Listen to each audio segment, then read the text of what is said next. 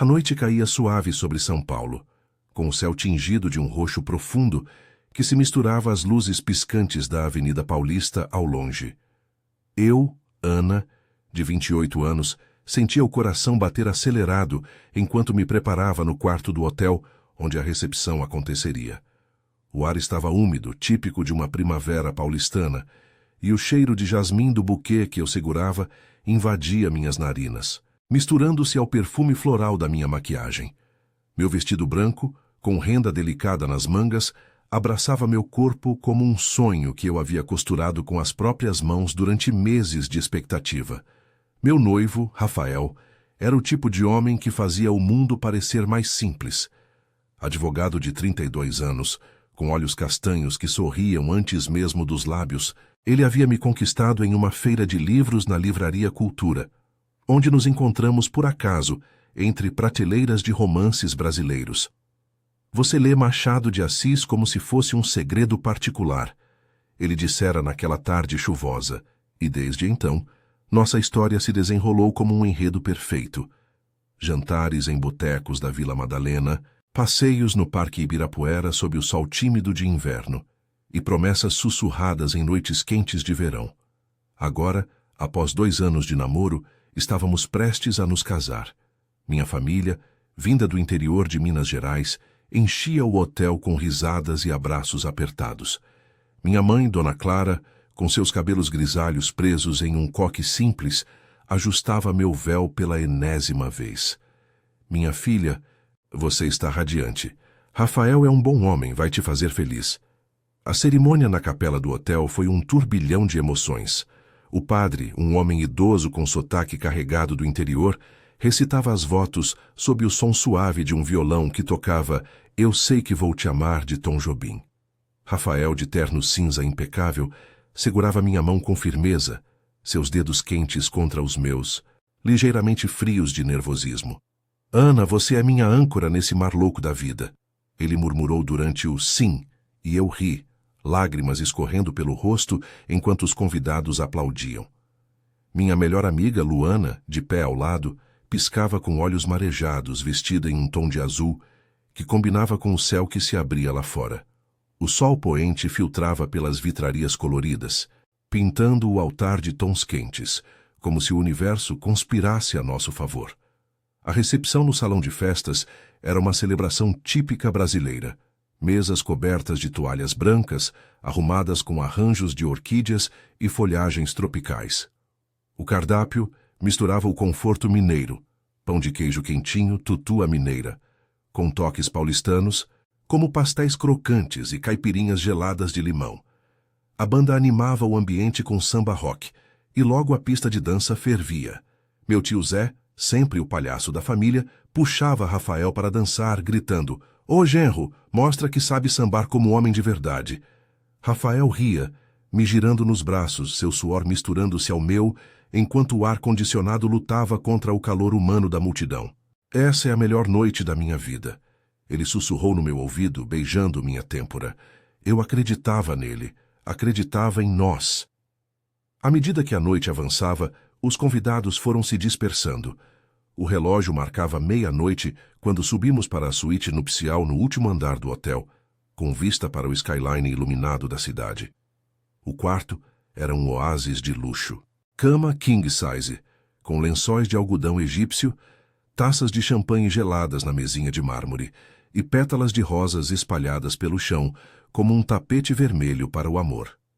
O ar estava fresco, contrastando com o burburinho lá embaixo, e a brisa noturna entrava pela varanda entreaberta, carregando o som distante de buzinas e sirenes, a sinfonia eterna de São Paulo. Rafael me abraçou por trás enquanto eu tirava os brincos no espelho, seu queixo apoiado no meu ombro. Finalmente sozinho, sim, senhora Oliveira, ele brincou, usando o meu novo sobrenome. Eu me virei, rindo, e o beijei com a urgência de quem espera há tanto tempo. Nossas roupas caíram devagar. Entre risos e toques suaves, o corpo dele familiar e novo ao mesmo tempo. Deitamos na cama, o mundo lá fora esquecido, perdidos um no outro. Seus beijos eram ternos, mas passionais, traçando caminhos pelo meu pescoço, e eu me sentia viva, completa. Eu te amo tanto, Ana, ele murmurou, ofegante, enquanto nos movíamos em uníssono, o ritmo acelerando como o pulsar da cidade abaixo. Mas então algo mudou. Seu corpo tensionou de repente, um gemido baixo escapando dos lábios. Rafael. O que foi? Perguntei, erguendo-me sobre os cotovelos, o coração disparando não mais de desejo, mas de medo. Ele apertou o peito, o rosto contorcido em uma careta de dor. Nada, só uma pontada, ele tentou dizer, mas sua voz saiu fraca, entrecortada. Eu me levantei num pulo, nua e vulnerável, procurando o telefone na mesinha. Não é nada, chama ajuda. Ele caiu de lado na cama, os olhos vidrados, suando frio. Liguei para a recepção, gritando, meu marido, ele está passando mal, chamem uma ambulância agora. O pânico engolia minha voz, as mãos tremendo enquanto vestia o hobby às pressas. Os minutos se arrastaram como horas. Os paramédicos chegaram em um borrão de luzes e vozes urgentes, carregando Rafael em uma maca pelo corredor acarpetado. Eu o seguia, chorando. O vestido de noiva ainda pendurado no armário, como uma relíquia de um sonho destruído. No hospital, sob as luzes fluorescentes frias do pronto-socorro, o médico saiu da sala com o rosto sombrio.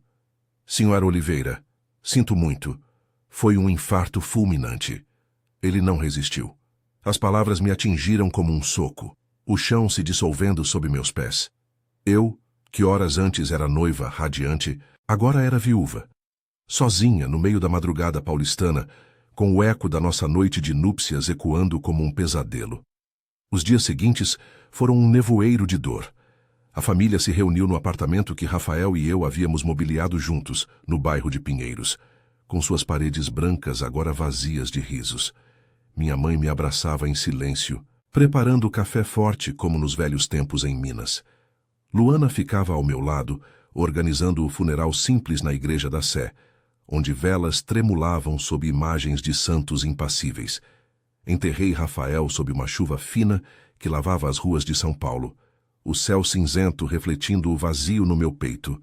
Como eu vou seguir em frente? Sussurrei para o túmulo, as flores murchando em minhas mãos. A vida, que parecera tão prometedora, agora era um abismo. Mal sabia eu que, um mês depois, uma descoberta inesperada viraria tudo de cabeça para baixo. O sol de outono filtrava pelas persianas entreabertas do apartamento em Pinheiros, pintando faixas douradas no chão de madeira que rangia sob meus pés descalços. Fazia exatamente um mês desde aquela noite fatídica, e São Paulo seguia seu ritmo impiedoso. O barulho dos ônibus na rua Teodoro Sampaio ecoava como um lembrete constante de que o mundo não parava por causa da minha dor.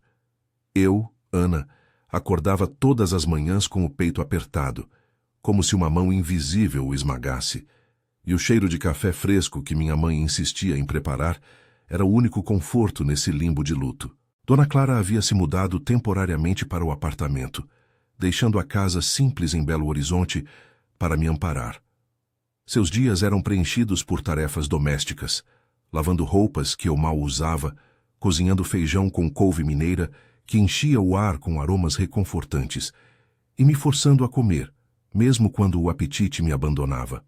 Filha, você precisa se fortalecer. Rafael não ia querer te ver assim, murchando como flor sem água, ela dizia com a voz rouca de quem chorara tanto quanto eu nas noites insones. Eu assentia, mas por dentro o vazio pulsava. O anel de casamento ainda pesava no meu dedo, um círculo de ouro que agora parecia uma âncora me puxando para o fundo. Luana, minha amiga de anos, era a ponte entre o isolamento que eu buscava e o mundo lá fora. Ela trabalhava como designer gráfica em uma agência na Vila Olímpia e ajustava sua rotina para me visitar toda a tarde, trazendo quitutes de padaria, pães de queijo quentinhos que derretiam na boca ou brigadeiros caseiros que ela mesma fazia. Ana, hoje a gente vai sair, nem que seja para tomar um sorvete no Parque Vila Lobos. Ela insistia, sentando-se no sofá de couro que Rafael escolhera em uma loja de Moema. Seus olhos, sempre expressivos, carregavam uma mistura de pena e determinação. Eu resistia, alegando cansaço, mas ela não desistia. Você está se escondendo aqui, amiga. A vida não acabou só. Mudou de forma. Os dias se arrastavam em uma rotina mecânica. Eu havia tirado licença do meu emprego como editora em uma pequena publicação literária no centro, onde revisava textos de autores emergentes. O escritório, com suas pilhas de manuscritos e o cheiro de tinta fresca, agora parecia distante, como se pertencesse a outra pessoa. Em casa, eu me perdia em tarefas triviais, organizando as prateleiras da cozinha, onde as canecas casais que compramos em uma viagem a Paraty ainda estavam intactas, ou limpando o banheiro com produtos que Rafael odiava pelo cheiro forte. Mas era na sala, com suas fotos emolduradas de nós dois, rindo em uma praia de Ubatuba, abraçados no MASP sob uma exposição de Tarsila do Amaral, que a dor me atingia com mais força. Sentava-me no chão, abraçando os joelhos, e deixava as lágrimas caírem, o ar úmido de uma garoa fina batendo na janela como um lamento. Uma tarde chuvosa, enquanto a cidade se afogava em poças reflexivas e o trânsito na Marginal Pinheiros rugia impaciente, decidi enfrentar o armário de Rafael. Minha mãe estava na cozinha cortando cebolas para um virado à paulista que ela aprendera com uma vizinha. E Luana havia ligado dizendo que chegaria atrasada por causa do engarrafamento. Sozinha, abri as portas de madeira escura, o cheiro de sua colônia amadeirada me envolvendo como um fantasma gentil. Suas camisas engomadas pendiam alinhadas, ternos no canto, e no fundo, uma caixa de sapatos velha coberta de poeira. Meu coração acelerou. Eu evitara aquilo por semanas, temendo desenterrar memórias que doessem mais. Com mãos trêmulas, puxei a caixa para o quarto. Dentro, papéis amontoados, contratos de trabalho da advocacia onde ele atuava, defendendo causas ambientais em favelas da Zona Sul, recibos de doações para uma ONG de alfabetização em periferias paulistanas. E, no fundo, um envelope lacrado com meu nome escrito em sua caligrafia familiar. Para Ana, se algo acontecer, dizia a etiqueta. O quarto pareceu girar. Sentei-me na cama, o colchão afundando sob meu peso, e rasguei o lacre. Eram cartas, não uma, mas várias, datadas dos últimos meses. A primeira, de 3 meses atrás. Amor, se eu não estiver aqui, saiba que planejei tudo. O seguro de vida cobre o suficiente para você nunca passar aperto. E tem mais. Contratei um detetive particular para investigar aquela história do meu pai. Ele sumiu quando eu era criança, lembra? Queria te dar paz, desvendar o mistério antes do casamento. Lágrimas embaçaram minha visão enquanto lia. Rafael nunca mencionara isso abertamente. Só contara vagamente sobre o pai ausente, um homem que abandonara a família em São Paulo nos anos 80, deixando dívidas e segredos. As cartas revelavam sua obsessão em reconectar as peças.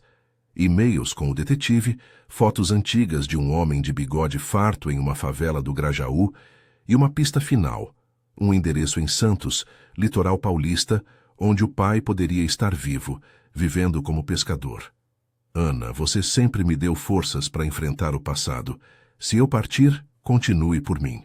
Encontre-o e encontre a gente nisso tudo. O choque me paralisou. Não era só luto, era um legado, uma missão que ele me deixara. Mas algo mais me incomodava. Nas últimas semanas, uma fadiga profunda me acompanhava, náuseas matinais que eu atribuíra ao estresse. Levantei-me devagar, o envelope ainda na mão, e caminhei até o banheiro. O espelho refletia meu rosto pálido, olheiras fundas. Comprei um teste de farmácia no caminho de volta da última saída com Luana, uma compra impulsiva, sem expectativas. Agora, trancada no banheiro, as 2 linhas rosas surgiram claras como o dia. Grávida. 1 mês, calculando as datas da nossa lua de mel planejada que nunca aconteceu. Meu corpo tremeu, um soluço escapando enquanto eu deslizava para o chão frio de azulejos. Rafael havia me deixado não só um mistério para desvendar, mas uma vida crescendo dentro de mim. Nosso filho, ou filha, um pedaço dele que pulsava com o mesmo ritmo que o nosso na noite de núpcias. A chuva lá fora intensificava, tamborilando no telhado como aplausos distantes. Liguei para Luana, a voz embargada. Vem pra cá agora, eu tô grávida. E tem mais, algo sobre o pai dele. Ela chegou em meia hora, o guarda-chuva pingando no hall e me abraçou forte enquanto eu chorava de novo, agora misturando dor e esperança. Minha mãe, ouvindo da cozinha, entrou com os olhos arregalados, as mãos no rosto. Meu Deus, Ana, um netinho. Rafael tá aqui de algum jeito. Naquela noite, com a cidade adormecendo sob um céu estrelado raro para São Paulo, sentei-me na varanda com uma xícara de chá de camomila, o vento morno de outono acariciando minha barriga ainda plana. O abismo que eu sentira um mês antes começava a se iluminar. Encontrar o pai de Rafael seria o primeiro passo, uma viagem a Santos, talvez na semana seguinte com Luana e minha mãe ao lado. Pela primeira vez desde o hospital, sorri de verdade, tocando o ventre. A vida, cruel em sua imprevisibilidade, me dava uma segunda chance. Mas o que eu descobriria lá embaixo, nas areias de Santos, mudaria não só minha história, mas a de todos nós. A viagem a Santos começou em uma manhã de sábado, com o sol escaldante de novembro batendo no para-brisa do carro alugado que pegamos na rodoviária do Tietê. Eu dirigia, as mãos firmes no volante, apesar do tremor interno, enquanto Luana ocupava o banco do passageiro, ajustando o ar-condicionado para combater o calor úmido que subia do asfalto da Imigrantes. Minha mãe, Dona Clara, ia no banco de trás, com uma bolsa cheia de lanches caseiros, sanduíches de queijo Minas e mortadela e uma garrafa térmica de café coado. Dirija com cuidado, filha. Essa estrada é traiçoeira com os caminhões, ela disse. A voz carregada de preocupação maternal, os olhos fixos na paisagem de prédios industriais que davam lugar às plantações de cana-de-açúcar. O endereço nas cartas de Rafael apontava para o bairro de Gonzaga, perto da praia, mas as pistas eram vagas, um nome antigo, José Maria, e menções a uma peixaria no Embarcadero. Meu coração martelava a cada quilômetro, a barriga ainda lisa sob a blusa solta de algodão, mas já sentindo os primeiros sinais de vida. Uma leve náusea que eu combatia com goles de água. E se ele não estiver lá? E se for só mais uma decepção? Perguntei em voz baixa, os olhos no retrovisor onde via o reflexo ansioso de Luana. Ela estendeu a mão e apertou meu joelho. A gente vai descobrir, Ana. Rafael confiava em você para isso. E olha, se não rolar, pelo menos a gente curte o mar. Santos tem as melhores praias para esquecer o caos de São Paulo. Chegamos por volta do meio-dia, o ar salgado invadindo o carro assim que baixamos as janelas. A cidade portuária pulsava com sua energia própria. Guindastes gigantes no horizonte do porto, o cheiro de peixe fresco misturado ao óleo de navios e o burburinho de feirantes na orla. Estacionamos perto do aquário municipal, mas ignoramos a atração turística. Nosso foco era prático. Caminhamos pela Avenida Ana Costa, com suas árvores frondosas sombreando as calçadas lotadas de pedestres apressados.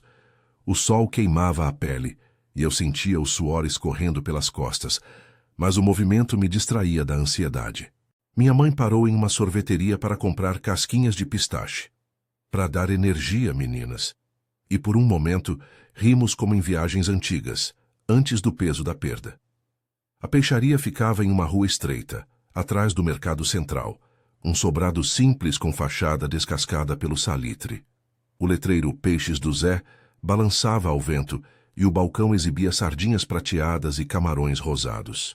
Um homem de uns 60 anos, com pele curtida pelo sol e bigode grisalho que combinava com as fotos antigas, limpava uma faca com um pano sujo.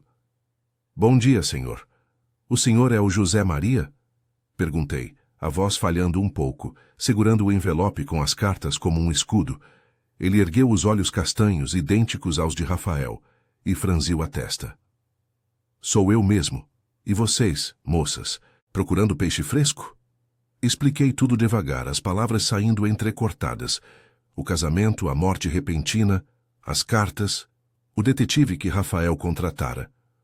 Luana ficou ao meu lado, mão no meu ombro, enquanto minha mãe observava em silêncio, mordendo o lábio. José parou o que fazia, limpando as mãos no avental, o rosto endurecendo como se revivesse um passado enterrado. Rafael, meu filho, ele. Me procurou? A voz dele era rouca, com sotaque santista arrastado, e ele se encostou no balcão, os ombros curvando. Convidei-o para sentar em um banco ali perto, na praça com vista para o mar agitado, onde ondas quebravam contra o cais com um rugido constante. Ele contou a história aos pedaços, entre pausas para acender um cigarro, o fumo subindo em espirais contra o céu azul.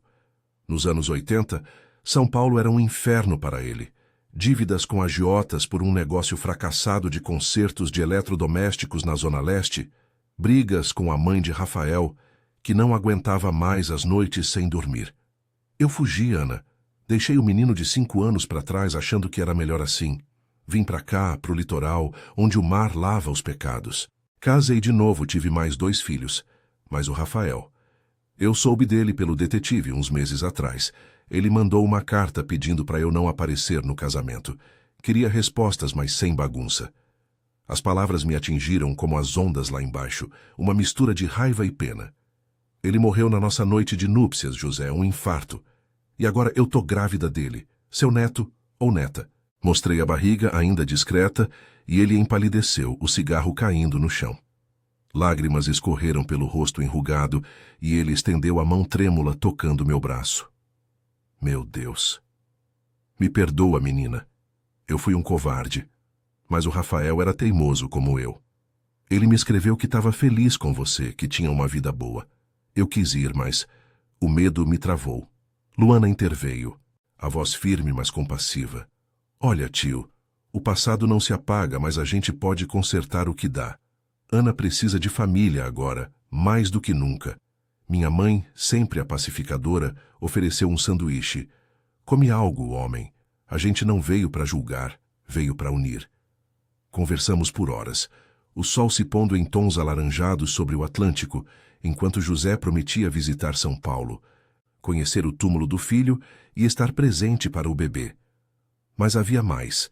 Ele revelou uma caixa de fotos e documentos no sobrado, incluindo uma apólice de seguro antiga que Rafael nunca soubera, herança de família que poderia ajudar com as despesas da gravidez e da educação da criança.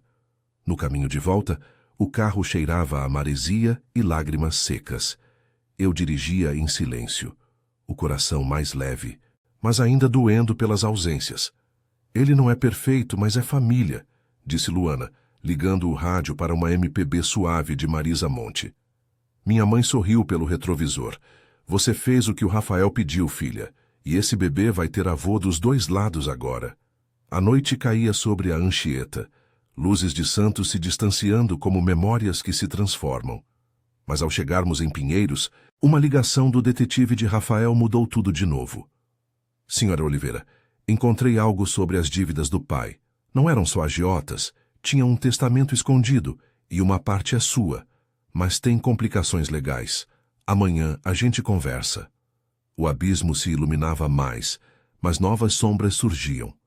Eu toquei a barriga sentindo um leve chute pela primeira vez, e soube que a jornada estava longe de acabar. A manhã seguinte amanheceu cinzenta em Pinheiros, com uma garoa fina que embaçava as janelas do apartamento e transformava as ruas em espelhos escorregadios. Eu, Ana, mal dormira, o corpo pesado pela gravidez que agora entrava no 2º mês, uma presença sutil, mas constante, que me ancorava à realidade. O chá de erva cidreira que minha mãe preparara ainda fumegava na mesa da cozinha, misturando-se ao aroma de pão torrado, mas meu apetite era mínimo. A ligação do detetive na noite anterior ecoava na minha mente. Um testamento escondido, dívidas antigas de José Maria que se entrelaçavam com herança familiar e complicações legais que poderiam complicar tudo. Não se preocupe, senhora Oliveira, mas precisamos nos encontrar urgente, ele dissera, a voz grave pelo telefone, como se carregasse o peso de segredos enterrados há décadas. Luana chegou cedo, trazendo croissants de uma padaria na esquina da Teodoro Sampaio, seus cabelos cacheados úmidos da chuva. Bom dia, futura mamãe. Trouxe munição pra gente aguentar o dia, ela brincou, mas seus olhos revelavam a preocupação. Minha mãe, Dona Clara, já estava de avental, mexendo uma panela de mingau de aveia no fogão a gás que rangia levemente. Senta aí, Ana. Você precisa comer. Esse bebê não vai crescer de ar. Eu sorri fraco, tocando a barriga, onde o leve inchaço começava a se notar sob a camisola larga. José Maria, o pai de Rafael, prometera vir de Santos naquela tarde. Eu o convidara por impulso, sentindo que a família, mesmo imperfeita, era o que nos unia agora. O detetive, um homem magro de uns 50 anos chamado Carlos, apareceu pontualmente às 10, com uma pasta de couro surrada debaixo do braço. Seu escritório ficava em um prédio antigo no centro, perto da Praça da Sé, mas ele veio até nós para poupar meu cansaço. Sentamo-nos na sala de estar, o sofá de couro afundando sob nossos pesos, enquanto a garoa batia na vidraça como um tambor insistente. Vamos ao que interessa, começou ele, abrindo a pasta sobre a mesinha de centro. Papéis amarelados, fotos em preto e branco e relatórios datilografados surgiram como fantasmas do passado. José Maria, o pai do seu marido, não era só um devedor comum nos anos 80.